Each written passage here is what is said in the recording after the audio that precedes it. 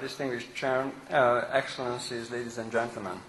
It is a great honor to be here, and I thank the organizers for inviting the International Atomic Energy Agency to address this elite audience.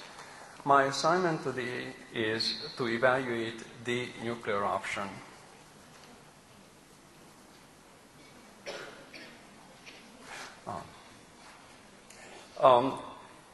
This is an overview of the presentation. First, I will spend a few words about the broader context, the numerous energy concerns around the world. Then I analyze the linkages between supply security, climate change, and nuclear power. Then I take a look at the other benefits and concerns related to nuclear power. And this is followed by a broad picture of the economy and electricity sector in Southeast Europe. And I conclude with the main messages. In the world today, we witness numerous economy, energy, environment concerns. Their relative importance differs across countries and regions. In fast-growing economies, there are still quite a few of those around the world. Energy and electricity demand are growing. And as the International Energy Agency stated, all sources and technologies will be needed to satisfy those increasing energy demands. In many developing countries, supporting development includes also providing access to reliable and affordable energy supply.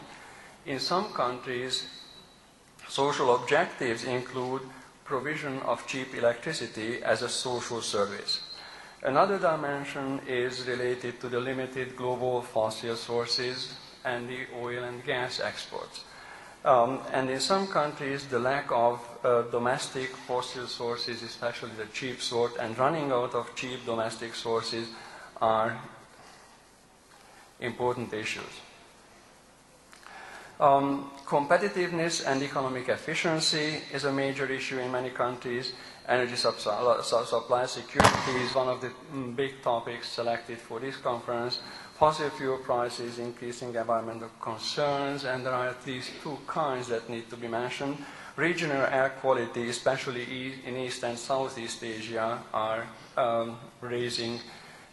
increasing social debates, and many countries are already party to the United Nations Framework Convention on Climate Change and the Kyoto Protocol, or will soon graduate to become a party and to commit themselves to reduce emissions.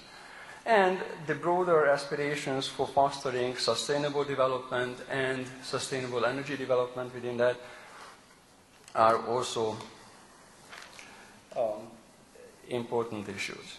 Now, turning to supply security, there are many definitions and targets around, and depending on the national or regional conditions, various aspects are emphasized. Here, I will focus on the key strategy for securing supply security and the secure availability of energy, and this is diversification. Diversification across a range of energy sources and technologies, a balance between domestic and imported energy sources, diversification of sources and routes of imported energy, and establishing energy stockpiles. Considering diversification of energy sources and technologies, if in a given country nuclear is not yet part of the energy mix, introducing it will mean additional source, and it will increase the diversity of the energy portfolio. The dilemma about the optimal share of domestic versus imported energy sources include hard choices about self-sufficiency and import dependence. Even if uranium or the nuclear fuel is imported, nuclear practically counts as a domestic energy source. Why? Because uranium are available from many different regions. There's been no mention of an organization of a uranium exporting countries because it would be an economic nonsense. There is a competitive nuclear fuel market out there. If you are not satisfied with your current supplier, you just go and order your next load of fuel from a different supplier. It is easy to store the next load of fuel in the back room of the power plant, so there is no short-term supply risk of someone turning off the supply routes. And it is also important to mention the recent progress on the IAEA's proposal to establish an international fuel bank and to provide adequate supply guarantees to participating countries. This is the reason why there is no real supply risk. The uranium 2006 exports were provided by a range of countries, Australia, Kazakhstan, US, Canada, South Africa, from various continents, and all are politically stable. The 2006 reported uranium resources are also spread across 5 continents and politically stable countries like Canada, Australia, and others. The next issue is fuel price levels. In the case of fossil fuels, there are competing uses and many cheap technologies available, and there is a fast-growing demand for them. So elevated prices, at least relative to the $20 to $30 per barrel of oil prices we saw a couple of years ago, these elevated prices are likely to remain and even increase over the long term.